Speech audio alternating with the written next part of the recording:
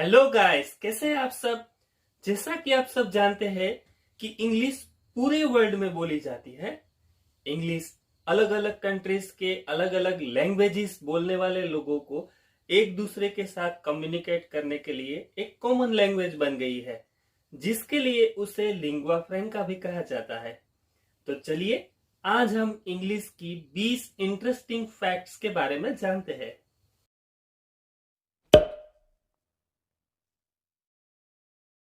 Hello दोस्तों, क्या आप जानते हैं कि इंग्लिश डिक्शनरी में सबसे लंबा वर्ड कौन सा है? मैं आपको बताता हूं। PNEUMONIOSIS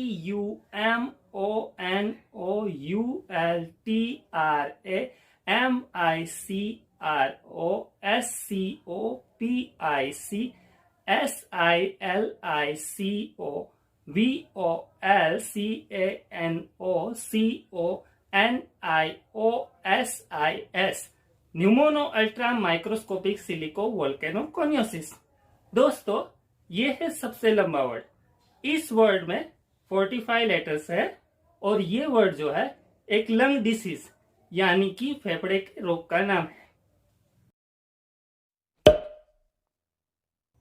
पिछली स्पेलिंग बहुत लंबी थी, है ना? तो मुझे तो ऐसे लंबे लंबे वर्ड सीखने से बहुत ही डर लगता है।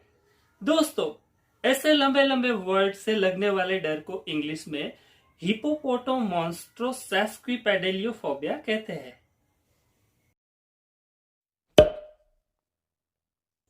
इंग्लिश का सबसे छोटा सेंटेंस गु है, जो ग्रामेटिकली एकदम करेक्ट है।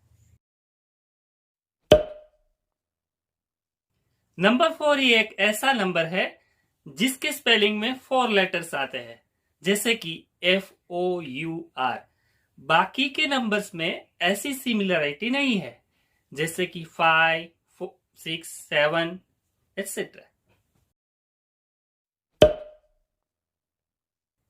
आमतौर पर इंग्लिश अल्फाबेट में से सबसे ज्यादा यूज होने वाला लेटर ई है। दोस्तों, ऐसा सेंटेंस जिसमें इंग्लिश अल्फाबेट के A to Z वाले सभी लेटर्स हो, उसको इंग्लिश में पैनग्राम कहते हैं। जैसे कि the quick brown fox jumps over a lazy dog. अब जरा आप इस वीडियो को पॉज करके देखें, आपको इस सेंटेंस में A to Z वाले सभी लेटर्स कम से कम एक बार दिखाई देंगे। चलिए एक और एग्जांपल देखते हैं। Pack my box with 5 dozen liquor jugs. दोस्तों, पेनग्राम का यूज टाइपराइटर और कीबोर्ड की सभी कीज बराबर काम कर रही है या नहीं, उसको चेक करने के लिए किया जाता है। दोस्तों, पिछले फैक्ट में हमने कीबोर्ड के बारे में बात की। अभी हम जो कीबोर्ड यूज करते हैं वो ज्यादातर क्वालिटी कीबोर्ड होते हैं, मतलब कि उसकी शुरुआती 6 कीज जो है वो QWERTY से शुरू होती है। उसको देखकर आपको ऐसा लगता होगा कि अभी के जो कीबोर्ड्स है उसकी सभी कीज अल्फाबेटिकल ऑर्डर में क्यों नहीं होती, वो मैं आपको बताता हूं। बरसों पहले जो मैकेनिकल टाइपराइटर्स थे, उन सभी की कीज अल्फाबेटिकल ऑर्डर में होती थी, मगर लोग उसे इतना फास्ट टाइप करते थे कि उसके मैकेनिकल रोड्स एक दूसरे के साथ क्लैश होते थे और एज अ रिजल्ट सभी कीज जैम हो जाती थी। उसी उलझन को सुलझाने के लिए अभी के जो कीबोर्ड्स होते हैं उन सभी की कीज अल्फाबेटिकल ऑर्डर में नहीं होती। इंग्लिश में एक ऐसा वर्ड भी है जिसको आप सीधा पढ़ो या उल्टा, वो सेम ही रहता है, और वो है स्विम्स। अभी ये सीधा है, अब हम इसे उल्टा करते हैं। देखा आपने, ये सेम ही रहा। ऐसे वर्ड को इंग्लिश में एम्बिग्राम कहते हैं। ऐसे वर्ड्स और सेंटेंसेस जिनको आगे और पीछे से सेम पढ़ा जाए उसको इंग्लिश में पैलिंड्रोम कहते हैं। जैसे कि नून, लेवल, मैडम, ये सभी वर्ड्स को पीछे से पढ़ोगे तो भी ये सेम रहेंगे। चलिए अब एक पैलिंड्रोमिक सेंटेंस देखते हैं। A man, a plan, a cat, a canal, Panama. दोस्तों, इसको अगर आप पीछे से पढ़ना चाहो तो आपको ये वीडियो पॉज करनी होगी। तो करिए वीडियो को पॉज और फिर मुझे कमेंट बॉक्स में बताना, क्यों है ना मजेदार फैक्ट। ऐसे सेंटेंसेस जिसको बोलने में आपकी जबान वोबल हो जाए, यानी कि लड़खड़ा जाए, और जिसे बोलते वक्त मिस्टेक्स होने की पॉसिबिलिटी हो, उसको इंग्लिश में टंग ट्विस्टर कहते हैं। जैसे कि I saw Susie sitting in a shoe shine shop. दोस्तों, इस तरह के सेंटेंस में एक जैसे वर्ड्स और लेटर रिपीट होने की वजह से मिस्टेक्स होती है। जैसे इस सेंटेंस में लेटर एस 6 बार रिपीट हो रहा है। बटरफ्लाई यानी तितली। क्या आप जानते हैं कि बटरफ्लाई का ओरिजिनल नेम क्या था?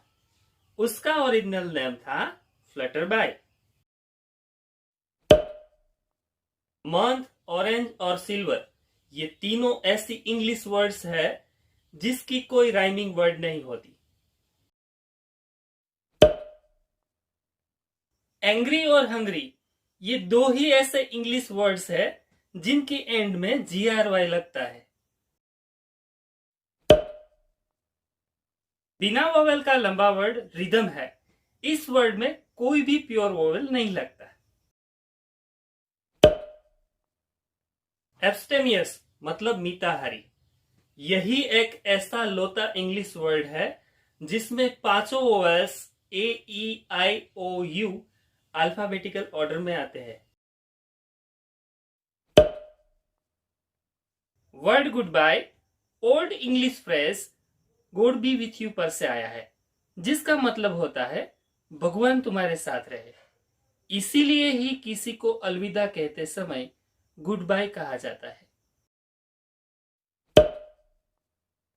बुक कीपर और बुक कीपिंग, ये दो ही वर्ड्स ऐसे हैं जिसमें 3 डबल लेटर्स कॉन्सेक्यूटिवली आते हैं। ये अनहाइफनेटेड वर्ड्स है। दूसरा हाइफनेटेड वर्ड है कुल लुकिंग।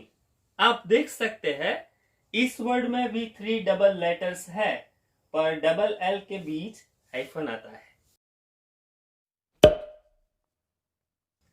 देयरिन एक 7 लेटर्ड इंग्लिश वर्ड है जिसमें से 10 इंग्लिश वर्ड्स बनते हैं। चलिए देखते हैं। The, he, her, ere, here, there, rein, in, herein, therein. भाई ये तो कमाल ही हो गया है ना।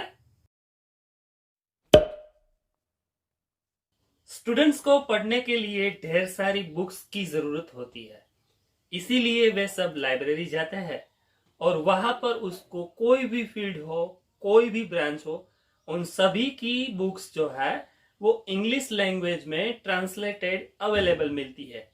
इसीलिए ही इंग्लिश को लाइब्रेरी लैंग्वेज भी कहा जाता है। इंग्लिश को लैंग्वेज ऑफ द एयर भी कहा जाता है, क्योंकि सभी पायलट्स, वो चाहे किसी भी देश के हो, उसको इंटरनेशनल फ्लाइट्स उड़ाते वक्त अपनी लैंग्वेज ना बोल के इंग्लिश ही बोलनी पड़ती है। इसीलिए इंग्लिश को लैंग्वेज ऑफ द एयर कहा जाता है। दोस्तों, आई होप कि आज आपको कुछ ना कुछ नया जरूर सीखने को मिला होगा। अगर आपको ये वीडियो पसंद आई है तो लाइक करें, और अगर आप हमारे चैनल पर नए हैं तो अपने मोबाइल में YouTube ऐप ओपन करके टाइप करें ऑनलाइन इंग्लिश एजुकेटर, उसको सब्सक्राइब करके बेल आइकॉन दबा दें। आज के लिए इतना ही। Thanks for watching.